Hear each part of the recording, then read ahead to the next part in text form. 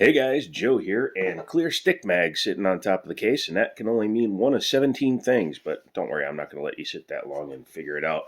Today we're talking about a pretty cool item. This is the BNT TP9 9mm pistol with the stabilizing brace. This is a pretty cool piece, and it was on the shelf at the store, Liberty Arms, Harrisonburg, Virginia. Check them out. Can't list them, but you can always Google them. All that fun stuff that we talk about all the time. And I wanted to take a look at her because, well, I don't think I'll ever get another chance, at least not, purposely. And I wanted to get a good look at it. It's for sale, and I thought I'd make a video, maybe help them sell it, but also show you how these bad boys work. This is a 9mm pistol manufactured originally by Steyr, but it's been made by B&T for a few years now. I believe it was just called the TPM back when it was a Steyr, and then became the TP9 when B&T took over. It's listed as the TP9 US. That just means it's the US version because the gun is actually manufactured in the Switzerland. And it comes over here. This one is the black-bodied one. I believe there's an FDE, and I'm not sure. There might be like a tungsten one out there. Has some cool stuff on this one. It comes standard with the provision for the folding brace, but this one has it attached to it. You can buy them without them or with them. That is your choice. It is a double stack 9mm, as I showed you earlier. It's got the clear mag. This is probably the main negative I'm going to talk about in this video. I don't trust this mag for a very, very simple reason. Plastic feed lips, and it doesn't funnel into the gun. So that means it probably will when there's rounds in it, but it's also a double stack feed system, which I'll demonstrate in a little bit. But when you insert the magazine into your gun, you have to go in dead straight. Most handguns, when you put in a mag, clear, obviously this 220 Legion, if you're inserting it right, you grab it, you put it in, you tilt it. You see what I did there? You tilt it. So you put it in. These have very stiff mag releases when they're brand new. But yeah, when you do that with this guy, it will go. But if I'm holding it like a real person, you can break your feed lip. Keep that in mind. You just have to be careful with how you put it in there. I don't know what the statistics are for these bad boys breaking, but I know they do. Being a double stack feed configuration, it probably isn't as important as the standard double stack that feeds up like that. Hey, look, hollow points. This is the evolution of the TPM because it does have the 1913 pick rail on the top, which is very nice to see. This one has a angled foregrip. The older versions of the gun have a flat bottom here where you can attach another piece of 1913 pick rail so you can put whatever attachment you want on it. Like I said, this one already comes with this angled foregrip. Because of the overall length of the firearm, you cannot put a vertical grip on this unless you're going to turn it into an SBR. At that point, you can change out the brace for a folding stock, and then you can put whatever you want on here. Has a very large muzzle device on it. This muzzle device is not just for show. It uses a proprietary suppressor mounting system. So you would need to get the B&T suppressor for it, and then you could just tunk tunk kind of try lugging like the M&P style does. M&P, MP5, pardon me. 1913 pick rail on this side. It is removable. If you don't want it on there, you can take it off. This guy has an Olight Valkyrie 2 on it. I believe it's a 2. Oh, Pro, excuse me, the PL Pro with the sensitive pad on it. So if you're holding it, I don't know, I think you do it that way and then you drop down to your trigger because this is out of the way. It is a delayed blowback system, which we will be taking a look at in a minute. One good thing about it is it does have pretty typical functions of a handgun. It even has a hold open that works like a slide lock slide release. So as you can see up here, the bolt or the bolt locks back, and you can then drop it using your slide lock. Charging handle up top like an AR-15. It's just functional and it works. It is a plastic one, even this upgraded one. So you can see I can twist it. So be aware of that. If you're buying one of these and you're spending over $2K, you should probably pick up a few extra parts. Speaking of which, this particular one is quite expensive at $2,700, but it has a bunch of upgrades, which I'll show you when we take it apart. I like the folding stock on this one. It does interfere with the light when it's being used, so you'll have to keep that in mind, but you can use the firearm when the stock is folded, or brace is folded. Sorry, ATF, back off. This one has an enhanced flat face trigger. Let me move the box out of the way. So as you can see, it does have a flat face trigger. It also comes with the original trigger. This is an interesting firearm in that the trigger, even though it is a polymer one, the trigger is actually up here, enhanced, or excuse me, it uses a different style bar. So if you see, it's pulling straight back. Doesn't curve, pulls straight back, 1911 style. It's not a great trigger though, it's still a little heavy. But the reset is very definite, and it's forcing it out, so the spring is definitely doing its job. Very definite. And that's fine for what this gun is designed for. You don't need a 1911-esque trigger. Probably 6.5, 7 pounds on there. Again, for what you're using it for, I would definitely be happy with that.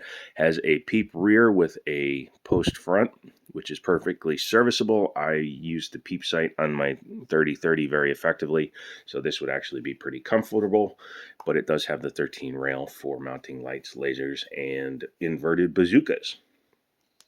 Has ambidextrous controls, safe and fire on both sides, so you can just easily flick it up, flick it down. If my nerves weren't screwed, I could do it better, but it also has an ambidextrous mag release, so you can do that either side. You will notice that they drop free. The original versions of the gun do not. They just release and then hold in there.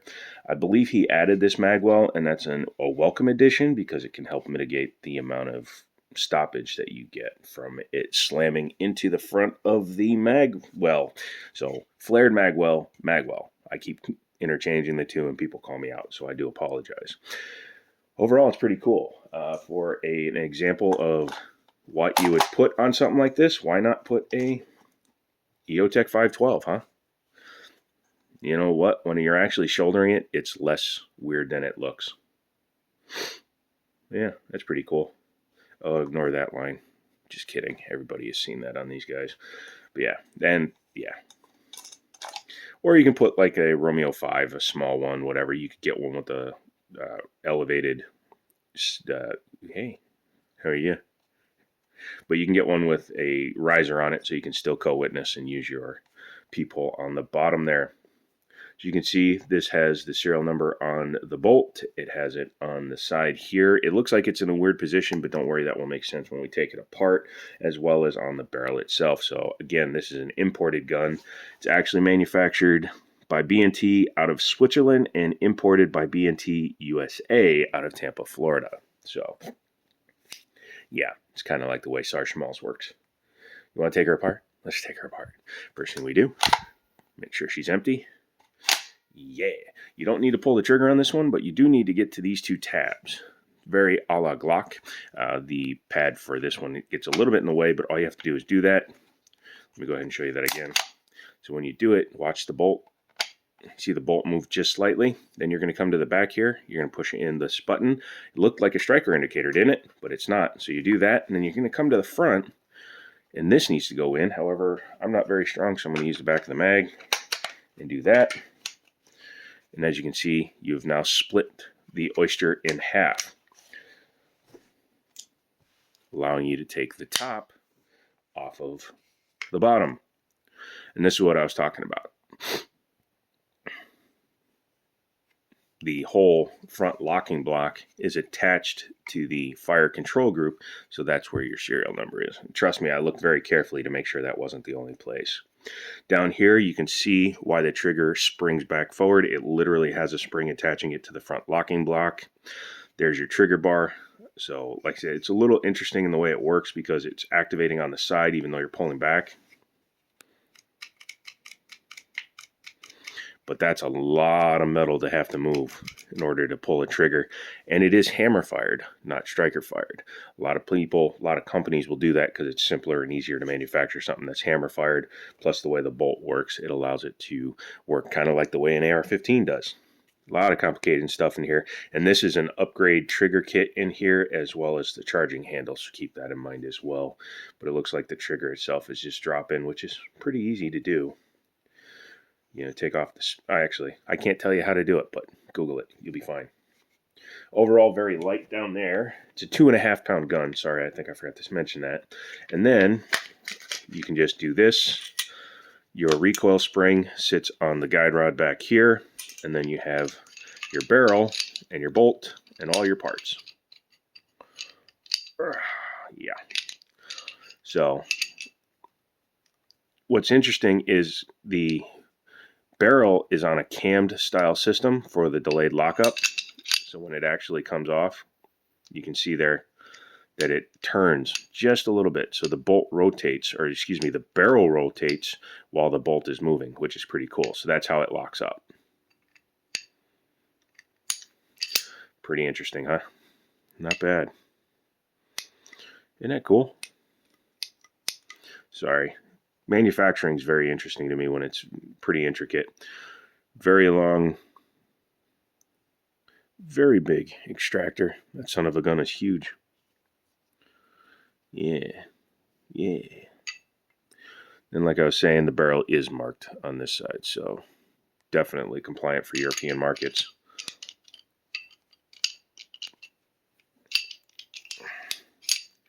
Just like actually inverse from an AR-15, it has to be all the way put back together before it will lock up correctly. Once you've done that, you need to take her, flip her back upside down. You can see how the charging handle grabs it right up there. You flip her upside down, get the spring line back up, pull her in,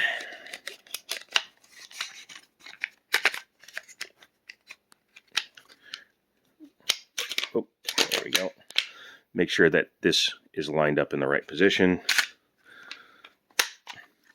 and everything's sitting flat. I prefer to do it this way because this portion likes to come up. Take your gun, flip it upside down, get this stupid thing out of the way. You will see that the locking block has to line up right there. Once you've done that, you also need to push in order to get it to lock back up. That's right, Susie. I just put my gun back together upside down because it's the best way to do it. Put that up there so it stops swinging. Last thing I need to do is buy somebody a pressure switch. Then when you engage the bolt, it will bring the tabs back up and lock the gun back into position.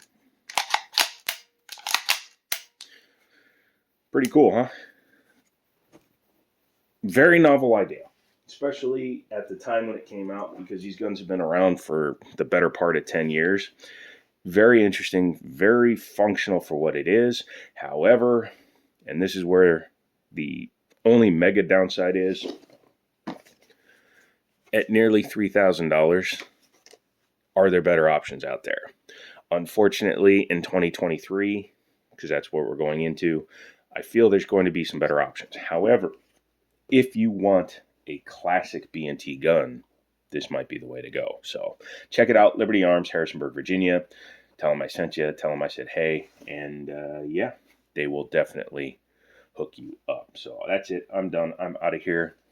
Obviously, I'm going to be doing some time with this guy. Yep, I did the crime of getting it. Now I got to do the time of playing with it. But yeah, I'm going to put a bunch of rounds for this weekend since I had to sell my Kimber in order to pay for this. Sold one to get one. But I think we can all agree that'll be a good upgrade. Yep. 100K. Thank you guys so much. Come back for 100K more. Even more happy. And as always, I'll talk to you later.